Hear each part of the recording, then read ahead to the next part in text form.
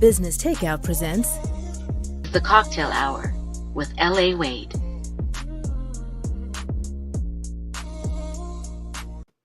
What's up, everybody? It's your girl. This is L.A. Wade, and I am here in the CockTale Hour with this guy over here who I'm calling the princess, but we won't get into that. I'm going to give him his bly right now, and we're going to get into it today and get to know who this person is.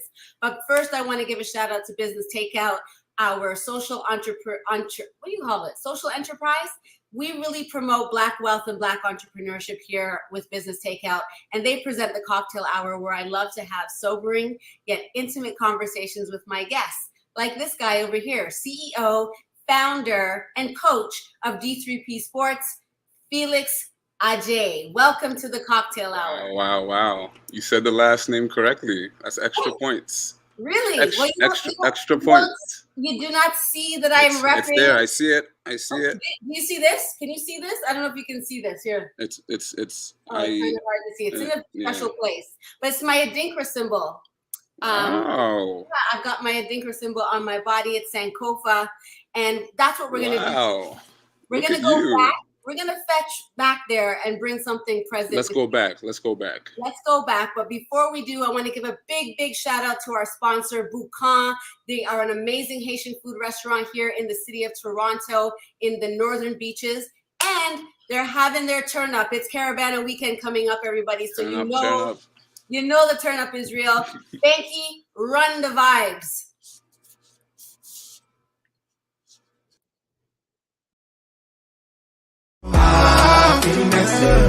If I broke, now my business. All I try to go right to kill.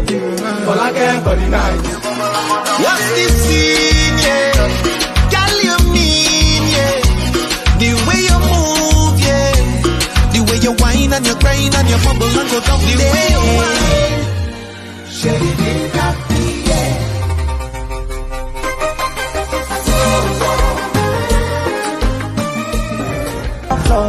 So far so good, Koni Bajo, let me see you. Oh lo lo lo, let me see you. Oh lo lo lo,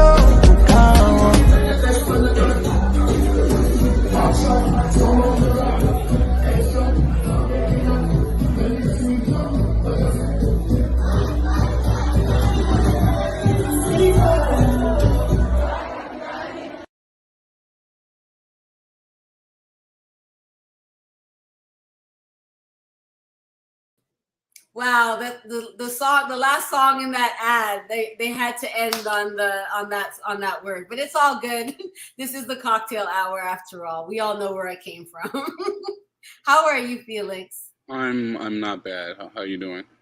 I'm feeling pretty good again, actually. I'm feeling pretty good. I had a writing session today. I'm writing a lot of books these days. Nice. Well, I'm looking forward to, dropping all of my wisdom that unfortunately I've had to earn the hard way. It's life. Talking about things that I've had to earn the hard way. Tell me about who Felix Adjei is and what are the lessons that you've had to learn the hard way? That is such a broad question. This is a conversation. It's not, it's not trying to looking at every little aspect. Felix is so complex. There's so many parts to Felix, but we're gonna try and keep it concise. Felix Adjei is a 31-year-old Black male, entrepreneur, program specialist, coordinator. I'm a coach. I'm a fitness trainer. I'm a mentor. I'm a lot of things into one. I've been blessed. Pardon me? How did you get to those specific designations? It's to dive into that. It's a journey. My journey is long. It has a lot of bumps. It has a lot of roads. It has all the works. Okay, but you are 31 years old. I am 31. So I don't know how many bumps have come over. We've had a couple. Okay. But I'm still here. And so what did you learn along the way that helps you still be here? It's I think just the perseverance of it. I'm a Christian by faith, Pentecostal to be specific, and I guess we're taught as Christians to fall on our faith in hard times. And I feel with me specifically, that's what I rely on. That's what has sustained me. That's what has kept me going. And yeah. Do you remember the first kind of obstacles that you bumped into that really had you relying on your faith? I want to say in recent memory, 2014, I broke my jaw. What? Yeah, How do you break your jaw? I broke my jaw. I broke 7 teeth. Had my mouth wired shut. I got metal plates in my jaw and in my chin. I was in college at those times as well, playing basketball, enjoying my life, you know. I was just coming off my MVP season, so I was very, very, very excited to be playing. And then January 1st, 2014, the accident happened and everything changed. When you say the accident happened, what was the accident? Long story short, I'm just really clumsy, extremely clumsy. And I had a really, really bad slip and fall. You slipped and fell on January 1st of 2014 and did that much damage. Were you intoxicated? Slightly. Yes, we were. You know, it's the New Year's. We're trying to bring in the New Year in. I'm trying to bring the good vibes, the positivity. I may have had a little bit too much. So you were in college when this happened? I was in college when this happened. Okay. I was in college. So for me, personally, I've gone on many a journey trying to figure out my life. And I feel like as people, we seek out understanding in many different ways. I guess maybe you were trying out drinking for a while. I don't know. But whatever it is that we go through, to your point, faith can either grow us or turn us away from it. And in those moments where you were in your MVP year and you were going towards what you've always wanted to do, how did that impact your faith? I mean, I came to a place of loneliness only because I had to remove myself from everything. I couldn't play basketball. I couldn't go to school. I couldn't eat. I was on strictly fluids and liquids for 6 months. So all I did was stay home, Netflix, and play a lot of video games. And no chilling. No chilling. I mean, a lot of that kind of brought uncomfort. I wasn't comfortable in those situations. You know, my friends would come over to check on me and stuff, but it wasn't the same. I was just out of it. I was in a really, really, really dark place.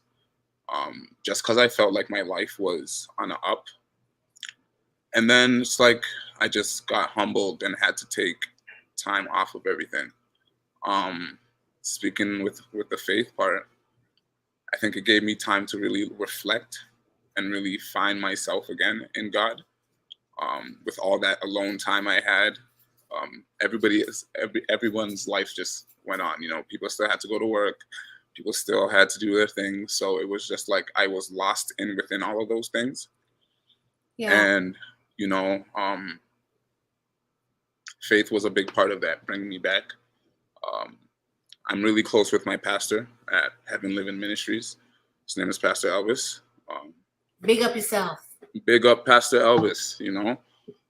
I've known him since I've been 12, 11. I've known him for a while, right? And he played a big role in my development with God and understanding things about God and the faith. So he played a big role for me during that time.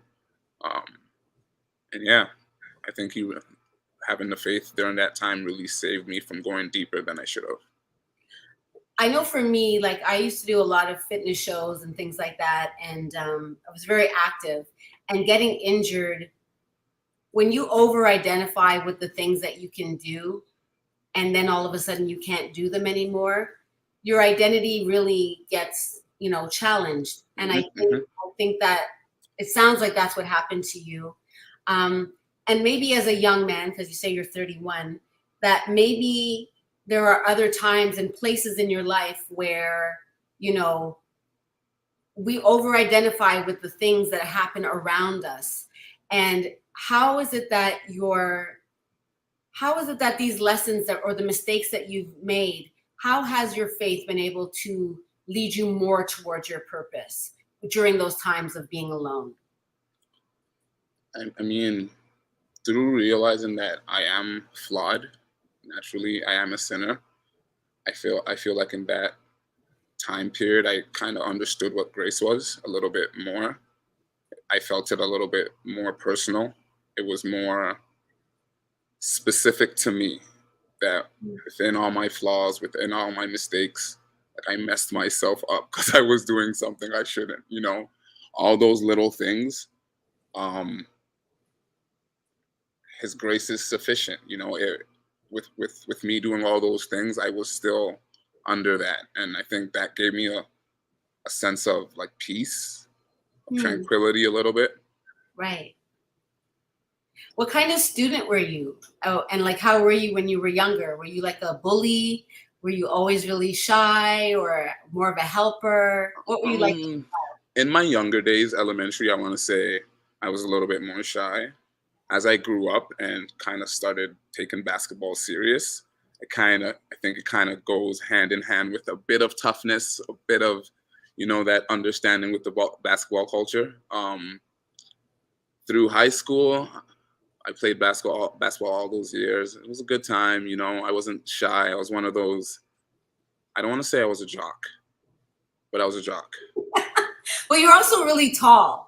You know, so just the whole image. I'm a tall, dark-skinned basketball player. High school was fun. High school was fun. I don't even know what that means, but it was fun. It was fun. Good times. I met my lifelong friends in high school. Guys I still talk to today.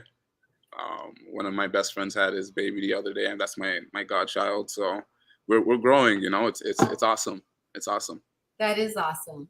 So when you were younger and you would be with these lifelong friends, and they would obviously be championing you to go towards, you know, there's always that thought inside of you, are you going to make it to the NBA? Right?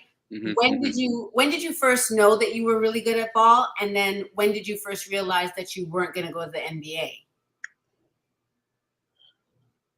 This is a double-edged question, just because I've always played basketball, but in terms of knowing how good I was, I knew I was good, but I just didn't have the work ethic.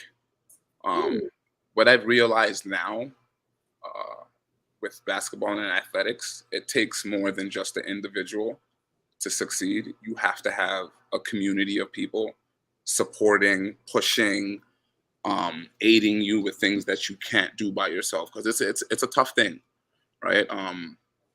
Growing up around grade 10, I started hopping around with locations around family. So I did play ball, but did I take it seriously? No, it was just something to do. I want to say I started taking basketball seriously in college. There's a little bit more exposure, more marketing with it, intense level. They take it more seriously. So I started to realize my talents there, specifically in college. Yeah.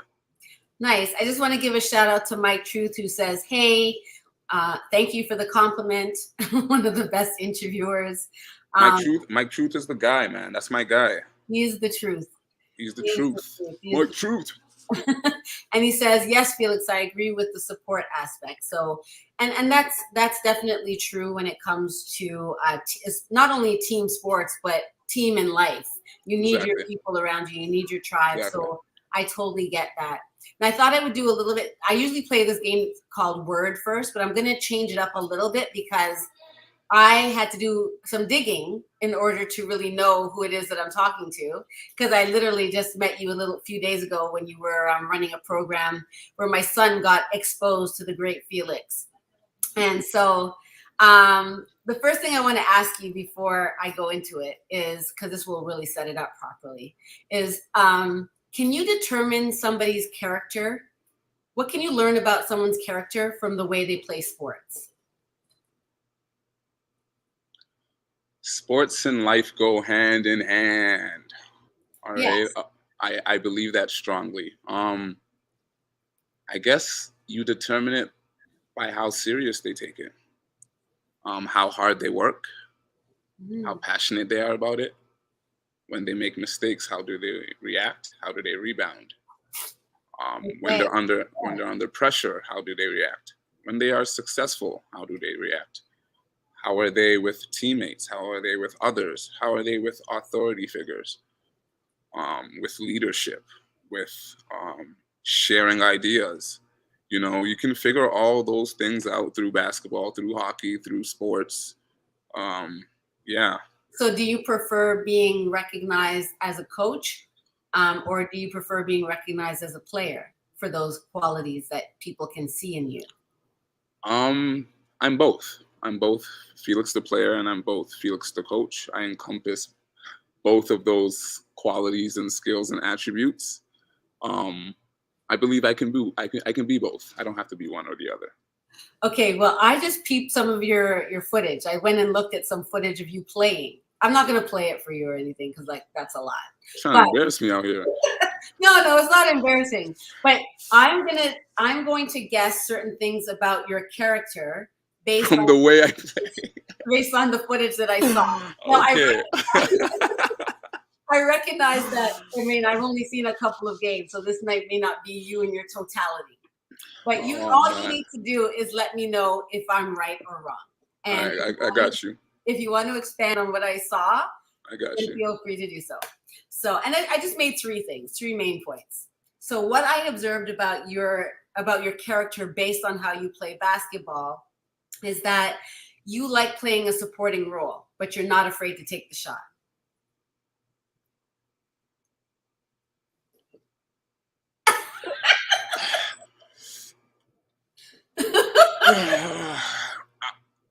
I'll give it a pass, maybe. I don't know. Okay. Well, I'm just saying that like I said, I haven't seen all of your footage, but I've seen a few things, and that's what I noticed the most in the games that I did kind of skim through. Okay. The other thing that I noticed about your character through your game playing is you appear to be patient, and I wondered if it related to your life as well, like how you are in life.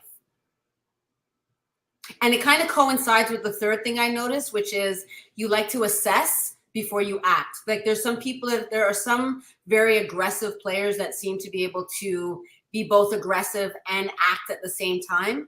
Whereas I feel like, and why I called you patient was because you seem to wait and observe everything first and then be more intentional in the way that you would strike or support the other players.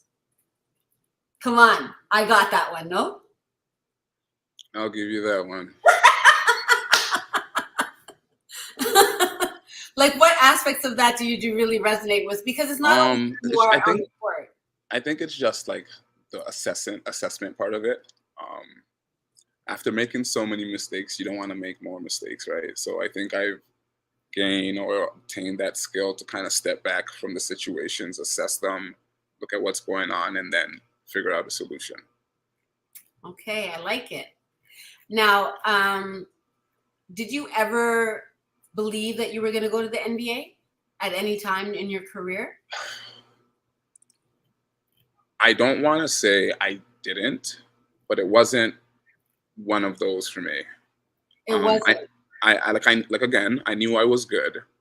I feel like if I had a way better work ethic, like I was in the gym doing, then maybe.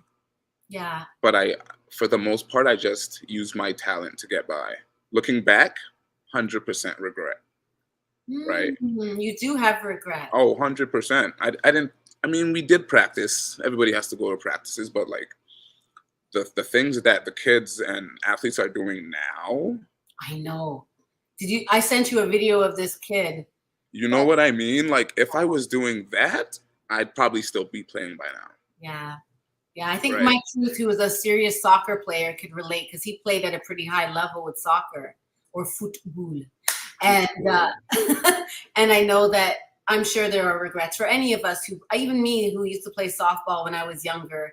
There was always that opportunity to play at a higher level that I just didn't take seriously or really recognize the opportunities that were before me. But, exactly. So there's definitely regret. And when we think about things like the Mamba mentality, which I'm sure you're familiar with, and how when I was reading through that mentality, I couldn't help but think about D3P sports and what it is that you are bringing to a lot of these kids that you, and just adults who want to participate in what you bring to that. Could you talk a little bit about D3P sports? Wow. D3P sports is my baby. It's my love. It's my obsession. It is my passion. It is my service. It is almost my purpose. D3P, almost my purpose. D3P was founded in 2018, formerly known as D3P Basketball. We were out in the Durham, Oshawa area, started just fundamental programs just for kids ages 6 to 10. That quickly grew. So we started with our mini hoops program, that's for kids ages 2 to 5. And then our fundamentals program was created for ages 6 to 8. Our junior hoops program, ages 9 to 12. And then we had our free girls program, which is free girls program, which is my pride and joy, because I just love female empowerment. I love females getting involved in athletics. I just love it. They're awesome. Yeah. So is it still free? It's still free. You know, people are gonna hit you up after this. Right? Hey man, they better hit me up, because we better shoot some hoops. And what's so awesome about that program is that it's for ages 10 and up, and we have moms in there, we have aunts, we got sisters, we got friends, we got cousins. So it's a nice basketball feel. There's no stress, no pressure. Everybody's just there for fun. And I think it's just really cool that the older groups or the older generation can interact with the youngers. And sometimes I partner them up just so they can interact and like learn from each other. I think that's why we're live, right? Right. Okay. But I like that. I like that. But what I want to talk about right now is I do this thing called words. So there's words that stand out to me as I go and research the people that I'm talking to. And the 4 words, I think it's 4: diversity, dedication, discipline, perseverance. These are the core values that D3P kind of aligns itself with, right? Exactly. That's what I came to understand. And I know that it said also that you as the founder this is something that you had as your regular mantra for yourself in your own life. So talk to me about bridging your off-life experience with your on-court experience through D3P. I feel like we learn lessons through our experiences. We learn ourselves through our experiences. We learn how we are affected by things. We learn how we overcome things. Again, like the scenario I explained to you with my whole jaw, I think that was the start or the beginning of my process, I would like to call it. And this is a never-ending process. It's never going to be complete, because you can always be adding something. In terms of the core values that we have, they really resonate with me, because I feel like those are the things I had to do in my life. So if you want to break them down with dedication, I've been involved in music with church. I've been involved in camps. I've been involved in basketball. I've been involved in so many different areas, and dedication keeps rearing its head. It's something that you cannot run from. If you are not dedicated to anything, you will tend not to be successful. You know what? You said something, well, you didn't say it, but on your site, it says something about dedication being a voluntary choice. And I thought, I got to ask you about that. It's voluntary because you're not forced to do it. Most of these things are personal. The personal battles, the personal challenges that we all have to battle and kind of fight for our own, right? As much as people want to support us, as much as people want to aid us and help us with different areas in our life, yeah, it begins with us. How do your age group that you work with, how do you instill? I would love to be able to instill dedication into my 10-year-old. So how is it that you build upon that in such young people? I've been gracious and blessed to come across very different cultures in my lifetime. The thing with sport that is very, very, I feel, special is that there is almost an unsaid, unspoken kind of thing that that is attached to basketball. When the kids come to our sessions, our first thing is fun. I feel like, especially at their ages, if they're not having fun, they're not going to be engaged. Most of our programs are really fun, really engaging, really motivating. Most of our kids aren't basketball players. They have the love for it, but they may not have the skill. So to keep that motivation up and positive energy, we add a lot of fun aspects to those games. What I like about it is that with our programming, we have input social skills in there to give the kids opportunities to try different things, to run their own groups, to learn how to lead drills, to have leadership opportunities, to be put in situations where they feel uncomfortable, stuff like that. Again, with doing drills and basketball, there's always some type of discipline. We got that whistle. I blow the hell out of that whistle. I got a loud voice. My voice is really, really loud. I'm surprised I don't lose it half the time, but it's really loud. And if I feel like if you give the kids respect and you show them that you actually care for them and it's not fake, it's genuine, kids know, right? They get that, they give you that respect back, right? I don't want to say I don't have any issues with the kids, but most of them are really understanding. And when there is an occurrence or a situation, it's just a conversation that has to be held, and that's it. Right.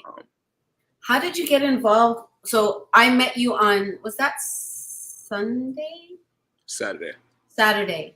And it was through a different organization that I guess you have collaborated with. So talk a little bit about that organization and why you wanted to be a part, why D3P is a part of that organization. For sure. So this is the OWIN organization ran by one of my colleagues, Vivian.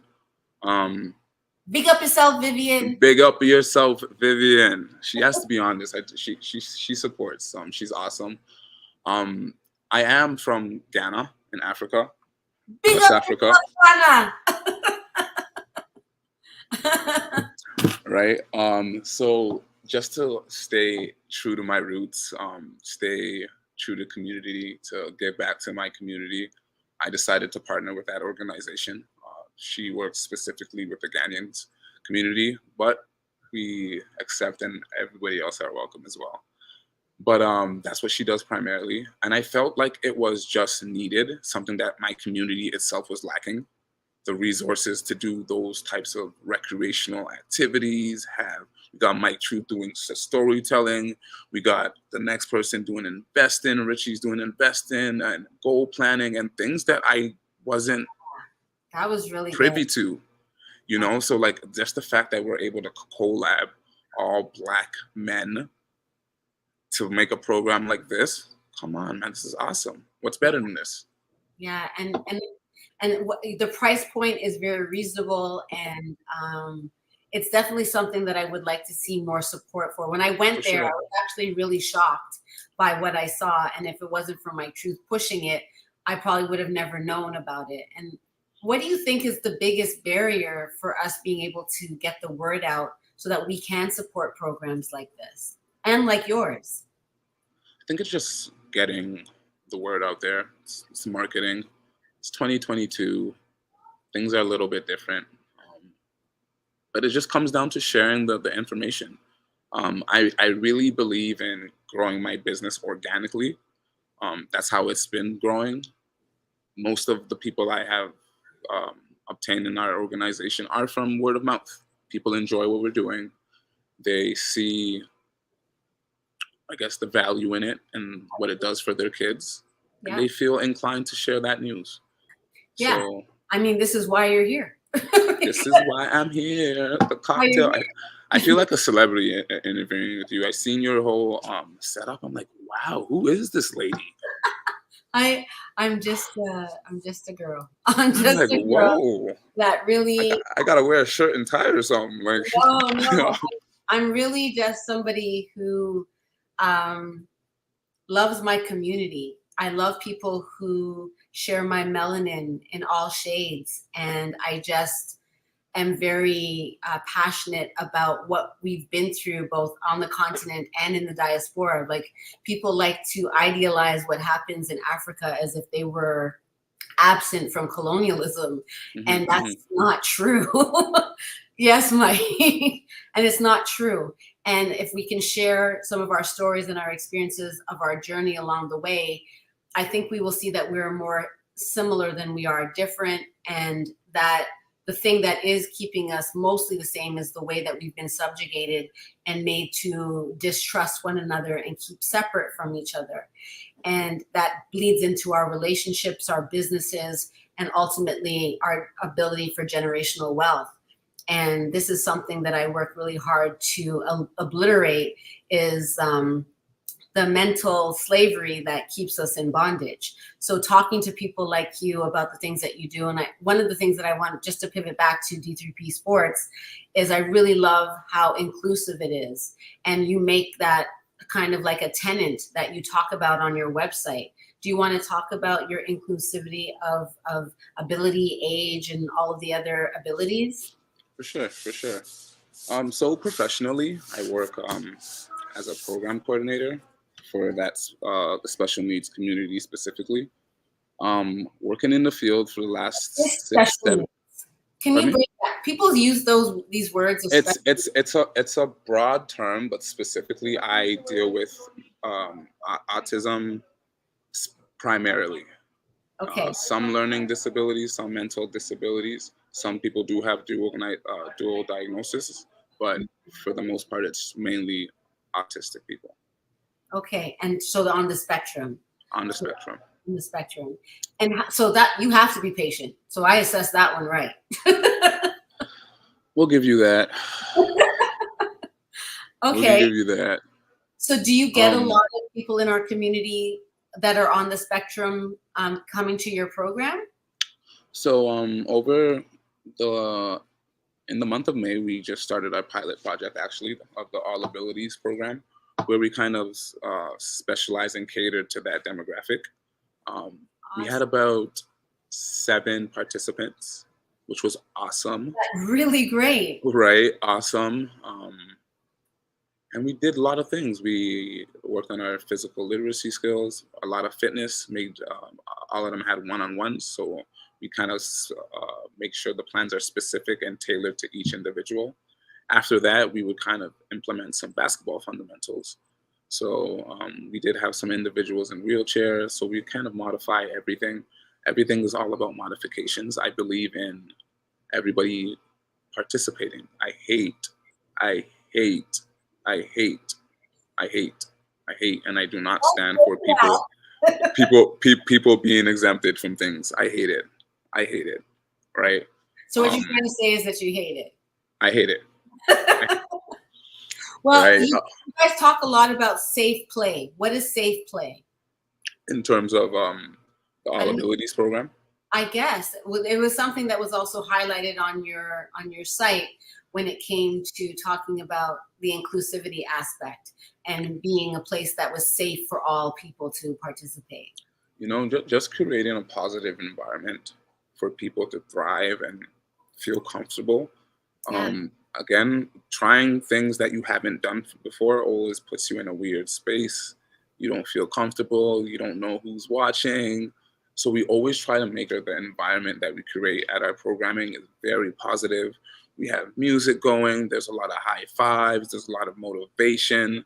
I'm really strict on the coaches that they should be encouraging the kids at all times, because that's what kids need. You know, they need that support just to make them feel that they are supported and comfortable. And also active, because, you know, we live in that generation where they're always on their tablets or Now they're on their phones, some of them.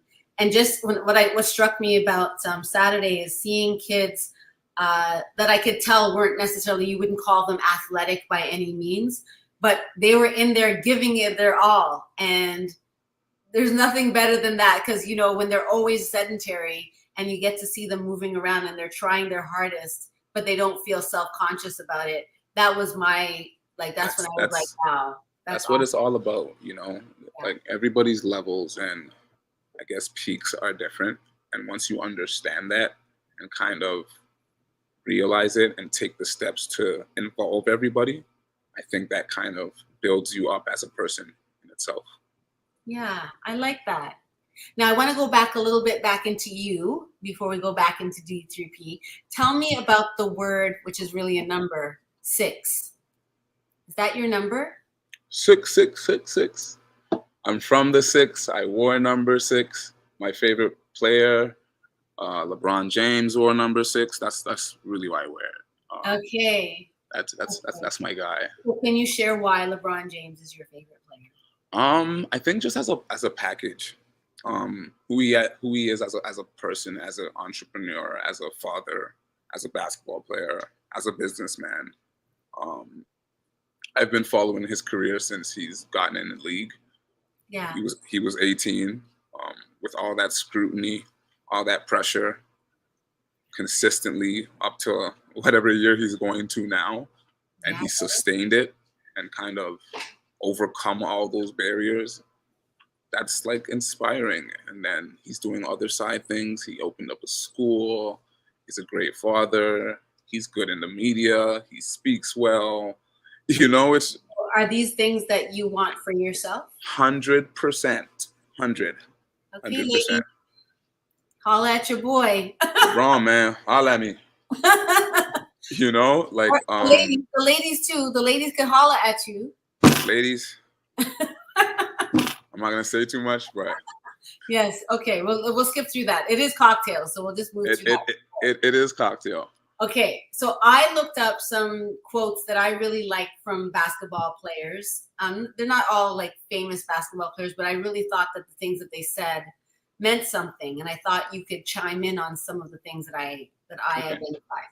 So one of them is, once you know what failure feels like, determination chases success. And I don't know who said it, but I thought it was deep. Sounds deep to me. Need some snaps for that one. Once you know what failure feels like, which we all, if you've played sports, you know what failure feels like.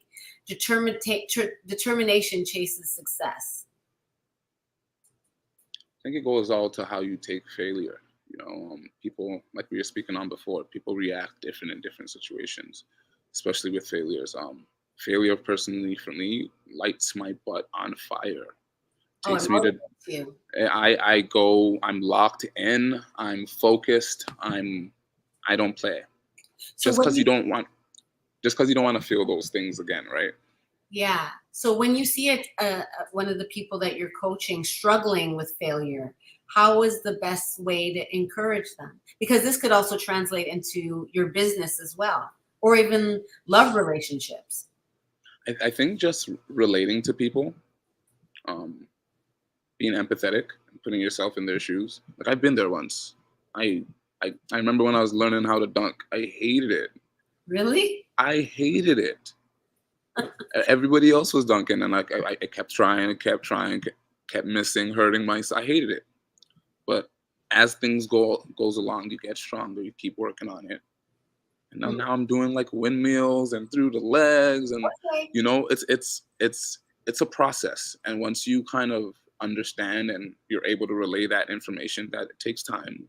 Just be patient. It sounds like you're identifying success as the journey opposed to the destination in what you're saying. 100%. Okay. Because everybody's version of success is different, no? Yeah. I think you obtain the best lessons during the journey, not when you are at the top. Right. Okay, here's another one. Be more concerned with your character than your reputation, because your character is what you really are, while your reputation is merely what others think you are. And John Wooden said that. John Wooden is deep. John Wooden is deep. Yeah. But I resonate with that as well, right? Just like who you are as a person, what you stand for, what values, what motivates you. I think that's more important than how someone views you. Yeah, I wonder in the building of these young people, and even the adults that come and get to experience what D3P is doing, when it comes to character formulation, I don't think like you can be a good person, but to be a good person means that you are also being a good person. And I feel like there's always a discrepancy between the being and the doing. Like we talk, and not to throw Christians under the bus because I'm also a Christian, but especially certain Christians that kind of grow up with the knowledge of Christ from when they were little to those who come to know Christ later. I've had to learn my identity in Christ, whereas some people grew up already understanding that. But in a sense, that meant that they took it for granted. So their character is only being, and maybe that's all they need to do is just be Christian. But I find that there's sometimes a lack in the doing of being a Christian, if you know what I mean. I understand that. I feel like, again, because we're Christians, it's easy to step back and see the issues that kind of plague our community. And I feel like, again, like I started, I feel like understanding grace and understanding that we fall short will kind of be the beginning of the journey. And realizing where you fall short and trying to work on it. Again, this is a process. It's a process. It's never ending. You're never going to be the best Christian. You're never going to be the best this. You're never going to, you know what I mean? You're always going to fall short. But again, touching on grace within that, if I understand that and kind of live my life by it, I feel like the things that I say will translate to the things I do. Yeah.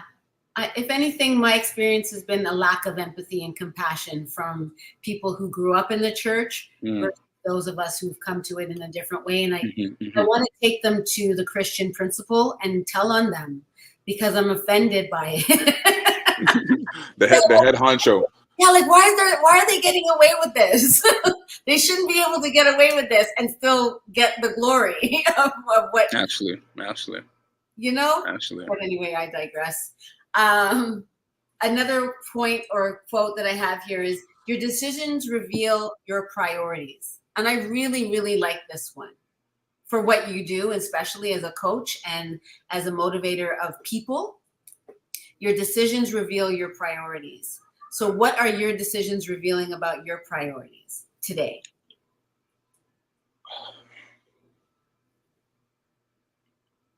Or maybe that's the place you're at. It's like a place where I'm like walking on the line. I feel like throughout this whole process that I've been doing, luckily I enjoy what I do. It isn't work for me. It isn't. Like not even 1%. Yes, everybody has their bad days, but because it's not work for me and I see the benefits, I see the differences it has on people's lives, that kind of pushes me to do what I do, right? Like for our mini hoopers, they're babies. They don't know anything, you know what I mean? And like they're trying their hardest. We do colors, we do numbers, and they try, and like as you see them throughout the weeks, they're getting air balls, but progressively, right? And they're trying and they're staying motivated. And it's like, if they can do it, because they're so small, they don't have stresses, but it's a beautiful perspective to look at life. Absolutely. And it's relative for them. Like they might be babies, but they're still making decisions that are revealing their priority in those moments.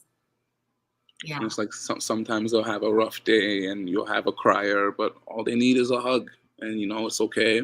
You can do it. Right. That's good that you're in this place of, and this is what I meant, but what was your position that you played? In basketball? Yeah.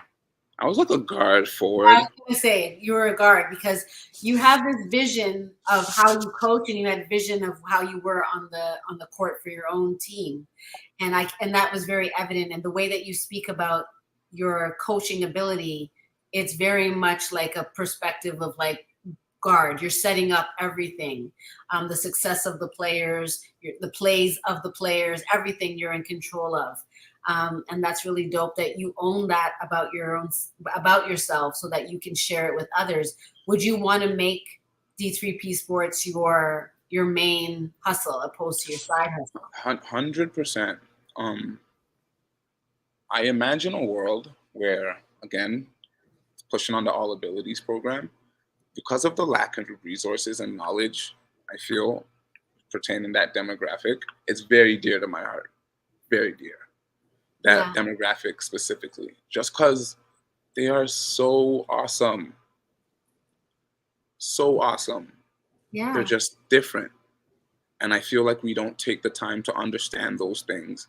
We don't take the time to, I guess, be empathetic and kind of put ourselves in their shoes to understand. Yes, autism is something we may not ever understand if I want to be in somebody's shoes, but just showing that support and showing that care, I think, is the reason I do what I do. It goes out to all the other programs that we have, our fitness programs. I'm super advocate for. I think we spoke on it yesterday, the mom group, because they're just so stressed, and you hear things about it, and they're going through so much. But within that, you have to take care of yourself. Your health is important. So that's where I feel like where we slip in. We also have our tutoring services where we help kids who are struggling with academics and little things like that. Just acts of service. Anything that we can do to make the community a little bit better. Is that why you chose to do not-for-profit versus a profit business? That's mainly the main reason, just because we are providing that service. Yes, everybody loves money. Yes, but I feel like it's bigger than that. If I had these things that I'm doing now as a child, I really 100% believe my life would have taken a different turn or a different direction. Because these things they weren't given to us when we were younger. We just went to go play outside in the backyard with the community kids. There was no structure, there's no skills, there's no development, there's nobody to look up to. There's all those things I developed in my later years, right? And I think I'm honored and privileged to be in the position I am to kind of relay and share those gifts and skills with the kids. Right. Okay, back to like conditioning in sports. And why not focus more on basketball, and why open it up to other sports and fitness? One of my mantras is if you see a need, fill the need. Right. Again, once we started D3P, we specifically just started off as a basketball company or organization. And then we got hit by COVID. COVID allowed us to kind of sit back and see what exactly was needed from our demographics and our communities. The kids we're doing online school, which is very different from most of them. So what we figured was that we were going to provide that tutoring service as an extra aid for the parents, because we know their stress, and to the kids. We made a curriculum. We had tutors going out and providing those services. Through conversation, through parents' conversations, through staff conversations, we developed our fitness programs where we felt the need that everybody was cooped up at home. We were stuck. It's true. we were stuck. But within that doesn't mean we can't take care of ourselves and still do the other things. So we started with our online fitness, which created that. And again, working in the field of social services, I work in it personally. So I felt that I could fill that need or that void as well. That's dope. I love that. And when you talk about self-care, I think a lot about how the parents and even the children don't know how to rest. So when I think about, this goes back to me watching you on the court, you had a way of actively resting while still being, while still playing. And I think about how do you teach that, or what can people do to actively rest both on and off the court? I may not be the best person to ask pertaining to rest because I don't stop. I was gonna say. Um, You feel like you spread yourself thin? I spread myself super thin. You Why know, is that? I do it because I can. I have the abilities to do it. And if I don't do it, it's one of those things like, if I don't do it, who will? Who is going to help these people do fitness? But what is your personal responsibility versus your communal responsibility? I think they go hand in hand. Why does it have to be different? Right? I don't do this as Coach Felix from D3P. It's still Felix that's doing this, right? These things come from the heart. I do them because I care. Yeah. Right? Like with the classes, like doing the classes and seeing actual joy, like real smiles, high fives. You'll have some of the parents come and tell you, "Oh my God, they were so excited to come today." What? Yeah, my son was so pumped. You know what I mean? Like, that's he was so awesome. And like the focus goals that you guys did with him on that day, he has them up on his board, and he was like, I already did this goal for the week, and as soon as I get to track camp, I'm going to do these things because I said it's number whatever on my focus board. Like, he's relaying to it, and he's integrating it into his life. And when I met you, you said, how's your son? And I could tell you were asking, like, how is he really? And my answer was, he just needed guidance. Like, he just needs somebody to spend that time directing him in the way that he should grow, which is very much an orderly thing. Yes, Mike. And so that's what happened. You guys provided an atmosphere and an environment where a child that needed that kind of structure and somebody to guide them in the way that he should go. And he was so happy and pumped about it. He was telling his cousin about it. He was telling his grandmother about it. He was excited about his experience. And I'm very grateful for that. And that's when I was like, just seeing how he responded to it, I had to have you come on and talk about the things that you're doing because it is needed. I once interviewed a gentleman by the name of Vision Poet, and he said to me that you just got to die empty. And I really, so when you talk about that's deep. Right? That's deep. But that's what you do. That's what you're doing. You're living to die empty, it sounds like. And you gotta empty that tank. And yeah, nothing left. Yeah, your cup obviously is full and it's running over, and you're able to call to people to come and get some of what you have because you're capable. And I just wonder, one of my questions that I always ask people in these conversations is, what do you still thirst for yourself? And what do you thirst for the community? I think for myself personally, we spoke on this previously, just taking a break, being conscious and aware of myself. I tend to just think about everybody else and everybody's situations and how to solve their problems. So much so I tend to forget about myself. So that's one of the journeys that I'm on personally, trying to discover and finding different ways and venues to kind of do those specific things. And your thirst for community. For community, again, I envision a world where everybody's together.